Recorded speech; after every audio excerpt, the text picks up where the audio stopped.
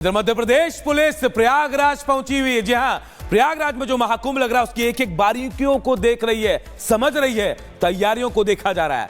ऐसा आखिर क्यों किया जा रहा है, इस रिपोर्ट के जरिए बताते हैं।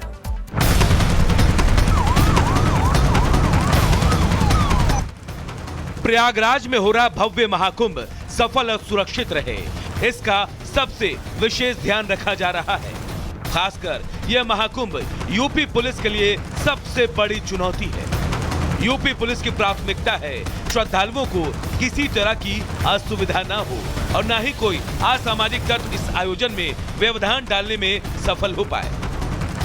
महाकुंभ के आयोजन में यूपी पुलिस या फिर यूं कहें कि बाबा योगी आदित्यनाथ की प्रशासनिक कुशल की तैयारियां दूसरे राज्यों के लिए एक उदाहरण बन रही हैं। मध्य प्रदेश पुलिस के अफसर तो अभी से इस तैयारी को लेकर किए जा रहे इंतजामों के फैन हो गए हैं। अगला कुंभ उज्जैन में होना है मध्य प्रदेश में, तो उसके वरिष्ठ लेवल के प्रशासनिक एवं पुलिस अधिकारियों द्वारा मेला कार्यालय, मेला क्षेत्र का भ्रमण किया गया। उनके द्वारा बेसिकली ये समझा गया है कि जो भी हमारे जो सेक्टर्स हैं, जो रूट्स हैं, जो एरिया है मेला का, हम उसको कैसे प्रशासनिक रूप से और पुलिसिंग के सुरक्षा के रूप से हम कैसे क्या व्यवस्था कर रहे हैं, तो किस तरह से इस सीख को अपने यहाँ अप्लाई करेंगे, इस पर भी चर्चा की गई। उनके द्वारा 2 दिवस का प्रवास किया गया और सभी मुद्दों पर चर्चा की गई। 2028 में उज्जैन में महाकुंभ लगेगा। एमपी में इसे लेकर तैयारियां तेज हैं। उज्जैन में भी इस आयोजन को सुरक्षित बनाने की चुनौती है।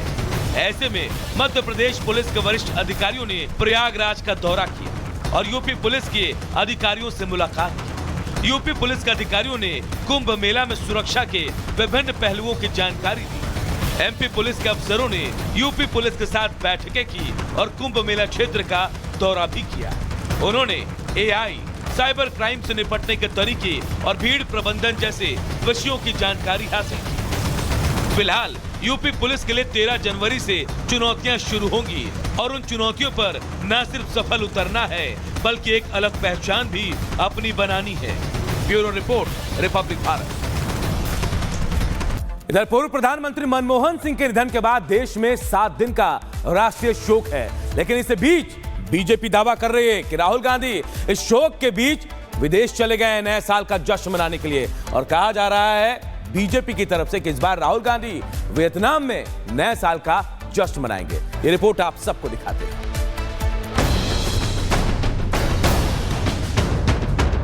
एक संवैधानिक पद को इन्होंने नेता प्रतिपक्ष से बदलकर लीडर ऑफ पार्टी और लीडर ऑफ पर्यटन बना रखा है।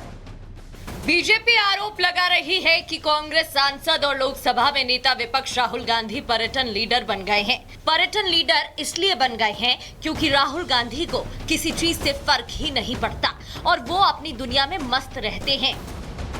एक संवैधानिक पद को इन्होंने नेता प्रतिपक्ष से बदलकर लीडर ऑफ पार्टी और लीडर ऑफ पर्यटन बना रखा है। जैसे कि राहुल गांधी से अपेक्षित है, मीडिया के माध्यम से खबर यह आ रही है कि राहुल गांधी पर्यटन और पार्टी के लिए निकल चुके हैं। राहुल गांधी पर बीजेपी यह हमला इसलिए कर रही है क्योंकि बीजेपी मीडिया सेल के प्रभारी अमित मालवीय ने ट्वीट कर दावा किया है कि राहुल गांधी नए साल का जश्न मनाने के लिए वियतनाम के लिए रवाना हो चुके हैं। और राहुल गांधी ऐसे मौके पर गए हैं जब पूरा देश पूर्व प्रधानमंत्री डॉक्टर मनमोहन सिंह जी के निधन का शोक मना रहा है।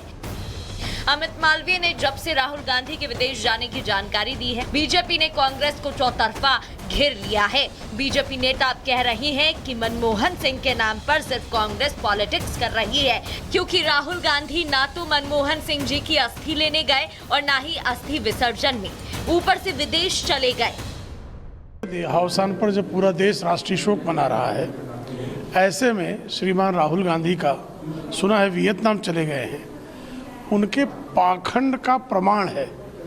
श्रीमान राहुल गांधी एक तरफ तो कहते हैं कि डॉक्टर मनमोहन सिंह क्या उनकी जो है निगमबोध घाट पर उनकी अंत्येष्टि होना अपमानजनक है, तो आपका राष्ट्रीय शोक के समय वियतनाम चले जाना यह अपमान नहीं है क्या? जब से बीजेपी की तरफ से राहुल गांधी के विदेश दौरे में जाने की बात कही गई है, सोशल मीडिया पर भी कांग्रेस की खूब किरकिरी हो रही है, क्योंकि प्रधानमंत्री नरेंद्र मोदी पहले ही 7 दिनों तक अपने सभी कार्यक्रम रद्द कर चुके हैं। देश में राष्ट्रीय शोक मनाया जा रहा है। ऐसे में राहुल के विदेश दौरे पर जमकर बवाल मचा है। Bureau report, Republic Bharat. और आइए आप देखते हैं 2 मिनट में भारत।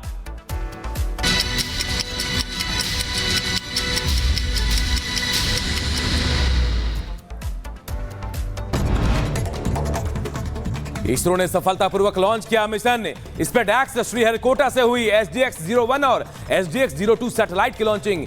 2 स्पेसक्राफ्ट को अंतरिक्ष में जोड़ेगा मिशन। अयोध्या में सोमवती अमावस्या के मौके पर सरयू घाट पर की गई आरती। श्रद्धालुओं की भारी भीड़ उमड़ी। संभल से दिल दहला देने वाली घटना सामने आई। बीजेपी स्टिकर लगी गाड़ी ने बाइक सवार को मारी टक्कर। 2 किलोमीटर तक बाइक को घसीटते हुए ले गई बोलेरो। गाड़ी के नीचे से निकलती रही चिंगारी। महाराष्ट्र के पुणे में नए साल से पहले आबकारी विभाग की बड़ी कार्रवाई। 1 करोड़ रुपए से ज्यादा की नकली शराब जब्त। पुलिस ने 9 लोगों को गिरफ्तार भी किया। गाजियाबाद में करोड़ों रुपए के साइबर फ्रॉड का खुलासा। पुलिस ने 3 आरोपियों को गिरफ्तार किया। 9 mobile phone, 1 chequebook, 1 passbook, 2 ATM card समेत कई दस्तावेज बरामद। मध्य प्रदेश के छतरपुर में बीजेपी नेता के बेटे की गुंडागर्दी। सीसीटीवी कैमरे में कैद हुई पूरी वारदात। घर में घुसकर मारपीट की। एसपी के आदेश पर 4 आरोपियों के खिलाफ केस दर्ज, 2 आरोपी गिरफ्तार। महाराष्ट्र के जालना में क्रिकेट मैच के दौरान खिलाड़ी को आया हार्ट अटैक। कुछ ही सेकंड में पिच पर गिरा, दम तोड़ दिया। घटना का वीडियो भी सामने आया। यूपी के शाहजहांपुर में जमीन पर अवैध कब्जे से परेशान युवक पानी की टंकी पर चढ़ा। युवक ने बीजेपी नेताओं पर जमीन कब्जाने का आरोप लगाया है। यूपी के झांसी में दर्दनाक हादसा। रेलिंग से टकराने के बाद बाइक सवार MBBS छात्र की मौत। हादसे में दूसरा साथी घायल। यूपी के मैनपुरी में महिलाओं के 2 गुटों में झड़प। मामूली विवाद पर महिलाओं में हुई मारपीट पिटाई का वीडियो आया सामने। शहर कोतवाली क्षेत्र के आसरा कॉलोनी की घटना। लखीमपुर खीरी में चाचा ने की मासूम भतीजे की निर्मम हत्या। धारदार हथियार से उतारा मौत के घाट। खेत से मासूम का शव बरामद। पुलिस ने आरोपी को गिरफ्तार किया। लखीमपुर खीरी में महाकुंभ को लेकर नेपाल सीमा पर हाई अलर्ट जारी। एसपी ने नेपाल राष्ट्र के अधिकारियों के साथ बैठक की। एसपी ने नेपाली नागरिकों को महाकुंभ में आने का न्योता भी दिया। पहाड़ इलाकों में भीषण बर्फबारी। श्रीनगर में जमी डल झील। -8.5 रिकॉर्ड किया गया तापमान। मैदानी इलाकों में 20-25 किलोमीटर प्रति घंटे की रफ्तार से चल रही हवाएं।